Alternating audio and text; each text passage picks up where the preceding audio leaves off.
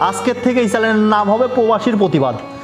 যত রকম অন্যায়, যত রকম অত্যাচার, যত রকম জুলুম দেখবো, ইনশাল্লাহ আমি আমার এই চ্যানেলের মাধ্যমে আমি প্রতিবাদ করেই যাব। যতক্ষণ এই দেহে এক বিন্দু পরিমাণ রক্ত আছে ততক্ষণ পর্যন্ত আমার এই চ্যানেলের মাধ্যমে আমি প্রতিবাদ করব ইনশাআল্লাহ।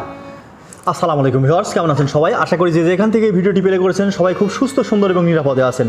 আর আপনারা আমার সুস্থ থাকার মাঝেই কিছু কিছু অনাকাঙ্ক্ষিত ঘটনা আমাদের চোখের সামনে চলে আসে, যেগুলো দেখলে নিজের গায়ের পশম দাঁড়িয়ে যায়, যেগুলোর প্রতিবাদ না করলে নিজেকে পশু মনে হয়। ঠিক তেমনি একটি ঘটনা গত বুধবার দিনকে ঘটে গেছে। আপনারা দেখতে পাচ্ছেন উপরে যে শিশু বাচ্চাটির ছবি, এর নাম তাসফিয়া, এর বয়স মাত্র 3 বছর। আমরা কোন দেশের নাগরিক? আমাদের কোন দেশে জন্ম? আমরা কোন দেশের রেমিটেন্স যোদ্ধা? আমাদের নিজের প্রতি নিজের ঘৃণা হয়। যেই দেশে 3 বছরের শিশু কন্যা তার বাবার কোলে নিরাপদ না। কোন দেশের নাগরিক আমরা? যেই দেশের নাগরিক হয়ে সন্তানের জীবন বাঁচানোর জন্য কাঁধে নিয়ে দৌড়ানোর পরও ইটের আঘাত করে সেই সন্তানকে মৃত্যু নিশ্চিত করে। কোন দেশের নাগরিক আমরা? জাতির কাছে প্রশ্ন রাখলাম।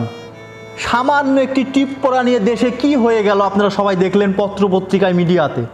পুলিশ পর্যন্ত সাসপেন্ড হলো। বড় বড় সেলিব্রিটিরা টিপ পরে তার প্রতিবাদ জানালো। আজ প্রবাসীদের একটি কোলের সন্তান মৃত্যু হয়ে গেছে, কোথায় তার প্রতিবাদ? একটি কথাই স্পষ্ট বলে দিতে চাই, কোনো রকম কোনো ধামাচাপা অজুহাত আমরা শুনতে চাই না। এই হত্যার দৃষ্টান্তমূলক শাস্তি চাই, হত্যাকারীদের ফাঁসি চাই।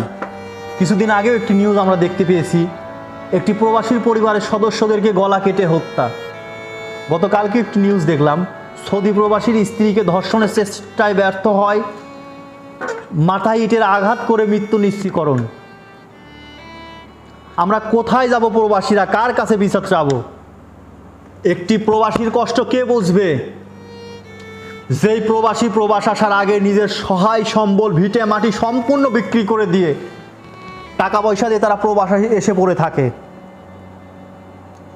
তারপরে এই কপাল পোড়া প্রবাসীর বছরের পর বছর বিদেশ থেকে বাড়ি যাওয়ার কারোর সৌভাগ্যটুকু কপালে হয় না। দেশের ঋণ শোধ করার জন্য, মানুষের ঋণ শোধ করার জন্য নিজের জায়গা, জমি, বাড়ি, ঘর স্বপ্ন তিল তিল করে নিয়ে একটি দিন, একটি বছরের মতো তারা পার করে প্রবাসের মাটিতে বছরের পর বছর পড়ে থাকে। এমনও কিছু কিছু প্রবাসী কপাল পোড়া আছে যাদেরকে বছরের পর বছর যাদের বাড়ি যাওয়ার উপায় হয় না, তারপরও বহুত কষ্ট করে টাকা পয়সা একটু একটু একটু একটু করে তিল তিল করে জমায়ে মাত্র 2 থেকে 3 মাসের জন্য দেশে যায়, যেখানে যে তার পরিবার সন্তানকে বুকে জড়িয়ে 2-3টা মাস শান্তিতে থাকবে। এই কারণে তারপরও বাংলাদেশে যাওয়ার পরে তাদের সন্তান তাদের বুকের উপর, কাঁধের উপর মাথা রেখে মৃত্যু নিশ্চিত করে যেসব দেশে। আমরা প্রবাসীরা ধিক্কার জানাই এমন সব কুলাঙ্গারদের।